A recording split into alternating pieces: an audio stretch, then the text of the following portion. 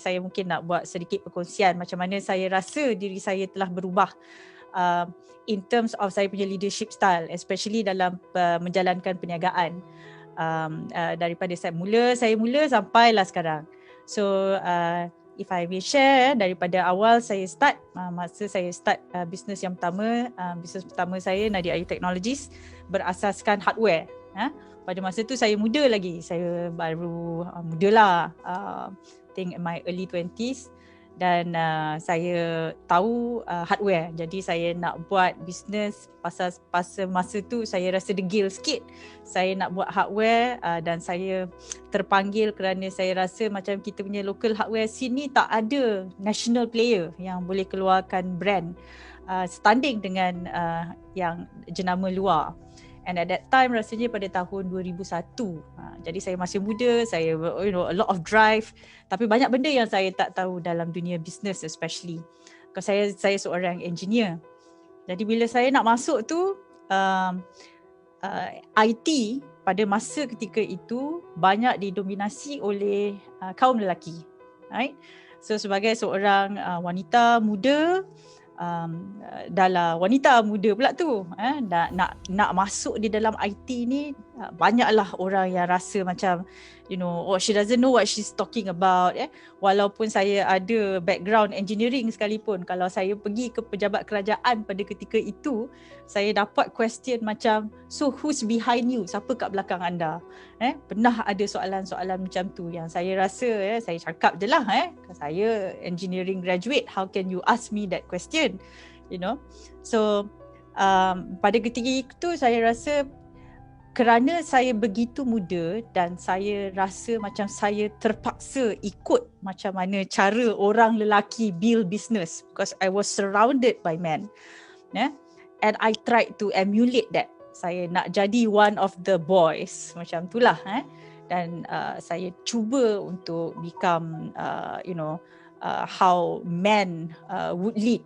So pada ketika itu kita tak rasa kita leader, kita rasa kita boss. Awal-awal pada mula dulu, so very dominating, very bagi instruction and things like that. Pasal number satu muda, number dua because that was what I see. Kita tak banyak lagi contoh-contoh macam mana women led businesses.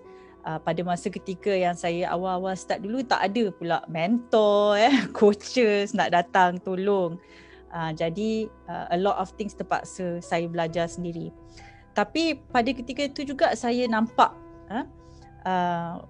I was trying to be a man, but actually I noticed that nak jadi pemimpin macam lelaki tu tak kena lah dengan saya. Then when I started to look into I don't have to be a man to lead an IT, a technology based business. I have to capitalize on my strength as a woman. Pada ketika itu saya ada anak kecil, dan and I see sebenarnya nak membesarkan bisnes atau menjalankan bisnes, membesarkan bisnes tu macam nak membesarkan anak. It's your natural nurturing and developmental punya sifat yang ada di dalam diri wanita. And I started to look at that very differently. I don't have to be domineering, I have to be developmental. I don't have to be giving instruction, I have to be nurturing. So then I started to embark on the softer side lah. Jadi macam mana nak bina business tu, I have to also look into building my team. Macam mana nak bina business tu, I have to be very mindful of how the product goes to the market and impact the market. Dan saya rasa ini adalah ciri-ciri the advantage yang kita ada sebagai wanita. And when I grow throughout my entrepreneurship journey and where I am today, macam mana saya hari ni, I see that dunia kita yang akan datang, kita tengok kepada businesses dan dunia kita, we are talking about SDG, we are talking about impact driven businesses, di mana benda-benda macam ni adalah benda-benda yang kita sebagai wanita kita pentingkan. Kita penting orang yang pakai produk kita tu dapat impak yang bagus. Kita penting orang yang pakai servis kita tu dia puas hati dan dia ada impak-impak yang lain. So I feel that dunia masa depan dengan women yang ada sifat dia ni, it's meant for us.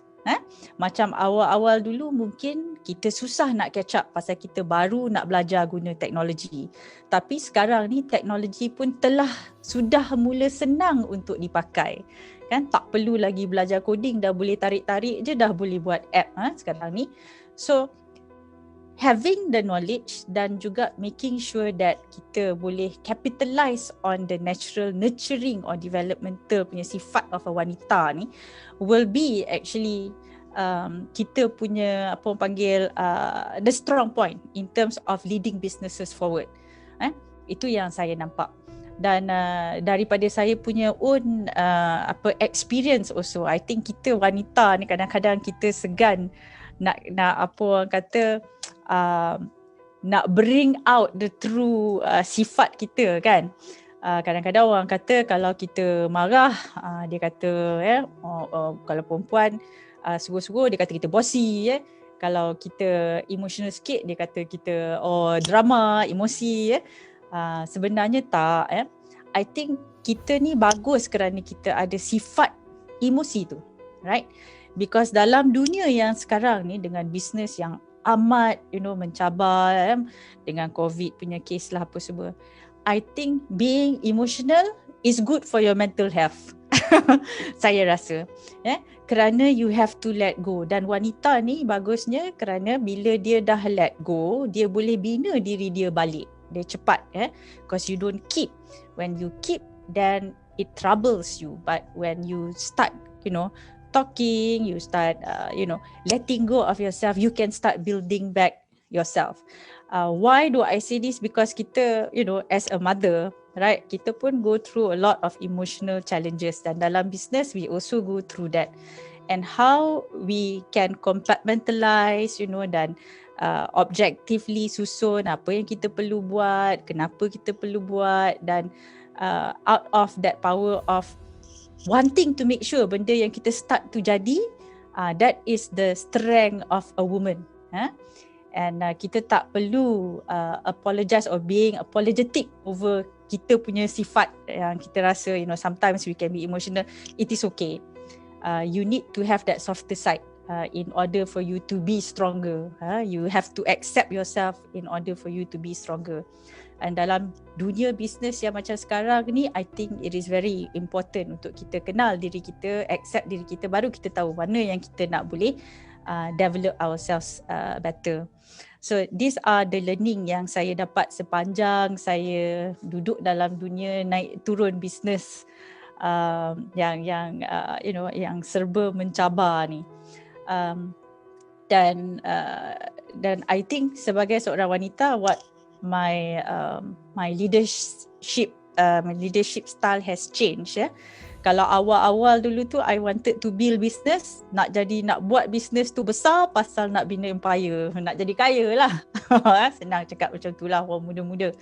Tapi sekarang ni the business has changed and even my purpose has changed. Kalau dulu I wanted to build an empire so that I can become rich, I develop big businesses. But now I want to build big businesses because I want to be able to make sure that the business can also build other people. And that is why I develop Kido Care, dan I strongly feel because a business should nurture dia punya other environment and the other people within the ecosystem. That is a successful business. Okay, I'm not saying Kido Care is successful, belum lagi lah, jauh lagi perjalanan dia. But itulah aspirasi kami. And that comes from the very nurturing sifat of a woman, I think. That's how I see my leadership style has changed. And that's how I also, during the ups and downs of business, I feel, the strength of a woman yang kita tahu kita tak boleh jatuh lama. kita terpaksa pick ourselves up. Just as you are, macam kita seorang mak di rumah. Kalau kita sedih macam mana pun dengan anak-anak kita cepat-cepat pick ourselves up. And because of that strength, I don't fall too long. Because I know ada orang yang dependent on me, apa tu semua.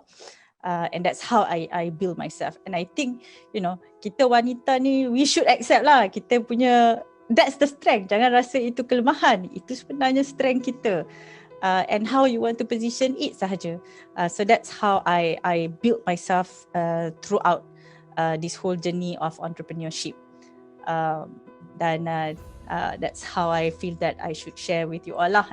Saya tak tahulah apa lagi, maybe kalau nak cerita pasal, I wanted to talk about one incident that was very testing to me. Sebagai wanita also, when I was younger, dalam dunia bisnes, teknologi, saya juga ada juga times yang orang kata orang perempuan ni kalau nak buat bisnes dulu-dulu punya impression lah, orang perempuan kalau nak buat bisnes besar, dia mesti everything also can, macam tu lah dia punya impression. And there were times when I was even sexually harassed during nak dapat jobs and things like that, because the impression was that. So it was a very challenging period pada ketika itu. Macam mana how did I come out from there? I realised that it was a struggle to educate people that wanita sebenarnya, yes, kita ada sifat wanita kita. Sometimes orang nampak macam okay, because sifat kita lemah lembut, sifat kita friendly, it's misconstrued. But that can be overcome by ilmu. Kalau kita lepas lemah lembut, kita friendly, tapi benda yang kita cakap itu ada substance, benda yang kita cakap itu ada objektifnya, then it will change the whole outlook of how a woman brings themselves. And I think itu yang paling penting dalam kita punya new economy. Kita kena ada ilmu, dan sifat kita sebagai wanita will allow us to thrive in the new economy yang memerlukan new leadership. New talents wants to be developed, new talents wants to be heard, new talent, generasi baru mau employee to know that there are things that they are penting about, like their families are penting, their time is penting, apa ni semua. And us as a woman, we understand the need for all this, and because of that, that's how I think women can come in and drive businesses dalam bidang-bidang yang memerlukan diversity. Contohnya lah, nak buat shopping mall. Kalau dulu orang yang duk design shopping mall, arkitek tu semua kebanyakannya lelaki. Jadi bila masuk dalam tandas perempuan pun kecil je, sedangkan wanita memerlukan space yang lebih besar. Dan bila kita masuk dalam rumah, untuk warga emas, mungkin nak naik tangga dia tinggi, tempat dia tak kena semua, because you build a house for the sake of selling a house. But when a woman designs a house, she designs it for the family. There will be warga emas, there will be anak-anak, it will be friendly for everyone. So benda-benda macam ni yang wanita can bring to the table, dan I think the future is for women. So that's what I can say, that's how I can see, and that's what my experience have been throughout the entire journey lah.